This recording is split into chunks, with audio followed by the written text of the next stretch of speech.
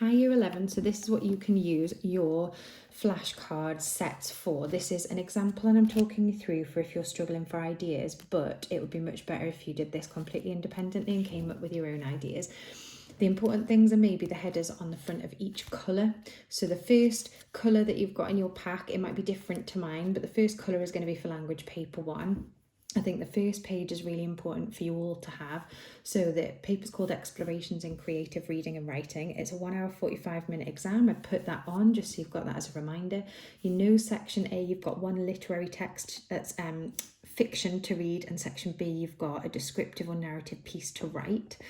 On here, I would outline your timings just so that you are absolutely certain before you go into the exam. So section A is 50 minutes. It includes some reading time. For question 1, remember, it's the 4 things that you learn, spend 4 minutes on it. Question 2 is the language focus question. Really identify those methods and the effects that they've got. Around 12 minutes. This is a little bit flexible in terms of timing. Structure is question 3. You've been asked to look at the whole text and the structure of it, and just be careful that you're using all of that stop-sec terminology and absolutely focusing on shifts. That's your buzzword for the structure question. Again, why and what are the effects? Question 4, remember, is your to what extent question, and I suggest you spend longer on this because it's worth more marks. Section B, then you come on to 50-minute part that you've been practicing for ages with all of those writing spines and all of your creator's notebook work. It's a writing task. You'll have a choice between a picture or a statement. So again, just put this onto your flashcard. Remember the marks for this. It's massive. 24 marks for content, 16 for your spelling, punctuation, grammar. But remember, trying ambitious vocabulary is worth more than getting any spellings confused. And I've put in capitals. This would be my first flashcard. Plan. Always plan. Okay, I'll be much quicker going through these. So I would then have a flashcard page for language methods. So remember them all. Remember, you've got nouns, verbs, adjectives, those kind of methods, and then similes, metaphors, personification, all those sorts of methods. I'd have a page for structural methods, and I've put some on here. So flashbacks, cliffhangers, tiebacks, those sorts of things. You've then got stop-sec page. So you test yourselves, try and remember what is included in stop-sec. Okay, then you could put in some of your spines. So I've put in here, and you can pause it if you want to read mine, a ghostly spine. I've put in a spine for intensifying suspense. And then I've got pages for other spines. You decide, what have you got spines for in your creator's notebook or your English book? A spine for a mystery, a spine for relief or a close call. So think about those kind of stranded on the mountain kind of texts. Then think about the character you created in year 10 and what characteristics you want to track from them. Maybe you want some neon phrases or magpied lines. I've put in some blank cards for you for whatever else you want to include. You might just want to make some notes on other parts of that exam. Okay, next colour in your pack, language paper 2. Same length exam, 1 hour 45 minutes. This one's called Writers' Viewpoints and Perspectives. For this one, there's more reading. So you've got your 2 non-fiction texts to read in the first part, and then you've got a piece of writing where really a challenge is to present a particular viewpoint. So section A, 50 minutes. There is quite a bit of reading to do for this. So again, flexible timings. You got to, in the first question, find 4 true statements. Question 2 is all about summaries. Okay, so you're summarizing the 2 texts, and it might ask you for differences. It might ask you for similarities. It might ask you for both. Question 3 is another language question, but it's worth more marks than on question 1. And remember, it's all about methods and the effect that those methods have.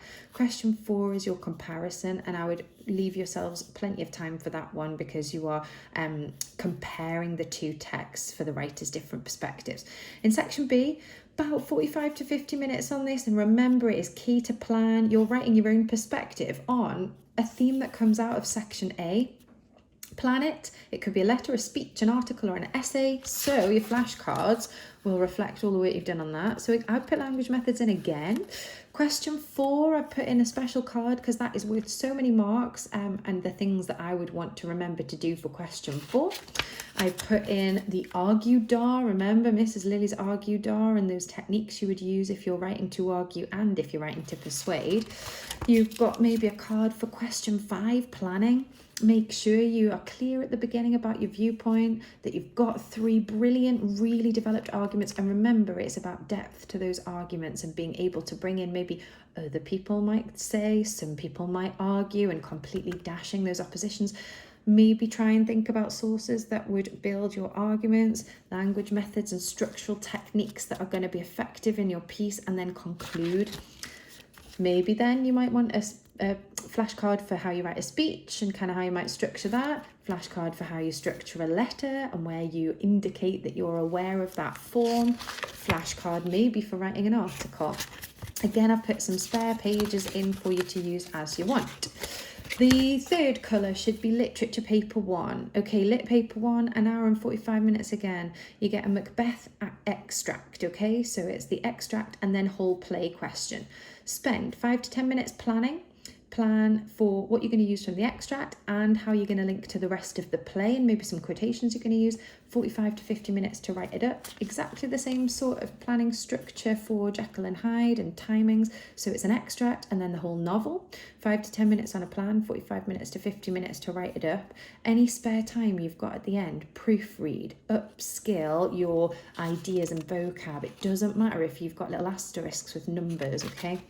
All right, so then you could have a flashcard for the top 5 quotations in Macbeth that centre around the theme of guilt, top 5 quotations for Lady Macbeth, top 5 quotations for Macbeth, any other important characters' significant lines. Maybe then I thought cue cards or little flashcards for a synopsis, so every single scene, a synopsis, maybe a quotation. When you move on from there, just a little remember to flashcard. I like those. So remember to consider the extract and the whole, link the points to the question, include your quotations, make sure you include methods. That's our biggie from the trial exams.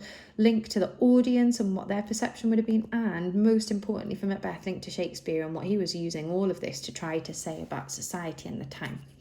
So Jekyll and Hyde, you could have a card for each chapter, a key quotation all the way up to chapter 8.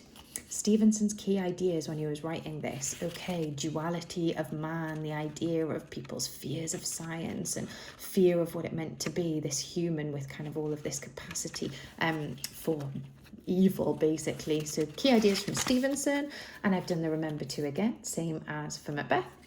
Then your literature paper 2 flashcard, it is 2 hours and 15 minutes. You've got a question on an Inspector Calls. Remember, you get a choice there, so it's quite a nice one. You can pick which one you want to do, only do one. 45 minutes. Anthology poetry, 1 poem is going to be printed on the paper and named. Again, 45 minutes, including your planning time. You've then got the unseen element, a poem you've never seen before to read and answer a question about. And the final one, don't miss it out, unseen comparison of methods. Nothing else. You're looking at what methods the writers are using and what effect they have. 15 minutes, but it's vital you don't miss that out. Okay, so top 5 quotations on responsibility in Inspector Calls. These are my suggestions. You know, I said guilt for Macbeth, responsibility in an Inspector Calls. You pick the theme. It's just a use of your cards. You can use them for whatever you want. This is just ideas. Maybe quotations by characters. So quotations for an Inspector Calls from Arthur Burling. And for each quotation, what is the thematic link? Is it to do with foolishness and ignorance? Is it to do with class? Is it to do with responsibility? So you can do it for Arthur, for Sheila, for the Inspector, for Sybil, for Eric and Gerald. Maybe then the most important stage directions in the play, the most important props and their intended effects by Priestley, the most important dramatic devices. Because remember, when you're looking at methods in an Inspector Calls and Macbeth, methods are language and structure, but also dramatic devices. 5 reasons that Priestley wrote. Okay, there we go. I've put there remember to. That is just my little remember to what to do in each question or what to do in that Inspector Calls question. Okay, I then have given you loads of cards. You could do each poem from the anthology for the next part with 2 key quotations. I've not filled those out yet because I run out of time. Comparative discourse markers, that would be really, really useful. So you could use, both poets do this comparatively, equally, similarly. Again, I've got a little remember to, start with a comparison. Both poems do this. Support it with a quotation. Talk about how the language or structure is different or similar. Talk about the effect on the reader, how that's different or similar. Link to the writer's ideas. Final part, really important because in the trials, some of you neglected this question a bit, so you want a little bit more on it. The unseen, remember, answer using the keywords of the question. It's going to be a poem that is accessible for everyone to be able to understand. So read it, and if at all in doubt, start thinking immediately about opening lines, about the title, those sorts of things. Use quotations from the poem. Use what you know of methods. Analyse the language and structure. Consider the effect on who it is reading it and consider the author's ideas, what they're trying to drive across. So put in STILL, again, the acronym for analysis. That's your way in. Have a look in the poem if there is anything you can say about the first and last lines or the language or the structure and the shift.